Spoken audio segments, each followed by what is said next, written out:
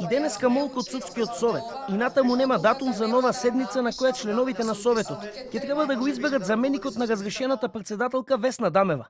За шефот на државата Стево Пендаровски, ваквата состојба во советот е неприфатлива. Тој рече дека нов председател треба да се избере час поскоро, додека актуелните случувања во советот ги оцени како темна дамка врз целото демократско досие на државата. Она што го знам и што представува посебен проблем, не знам колку е тоа познато во јавноста, е што председателот на судскиот совет, кој да е, по словото на законот е председател на судско-финансискиот совет. Што значи дека ако немате председател на судски совет, нема кој да потпише решение, народски кажано, за судиите да земат плата.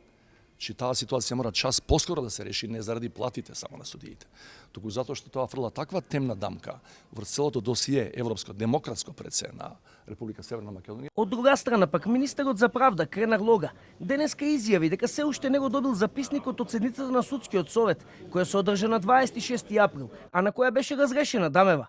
Лога истакна дека не сака да навлегува во оваа проблематика, се додека на хартија не го добија она што го побарал како министер.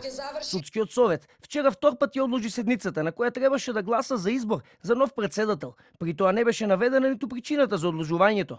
Доскорешната председателка Весна Дамева беше разрешена во тензична атмосфера и според мислењата на правните експерти во незаконска постапка. Нејзиното разрешување го иницираше заменикот Селим Адеми, предлог кој по неколку часа тензии, расправи доби поддршка од 7 од вкупно 13 членови на судскиот совет.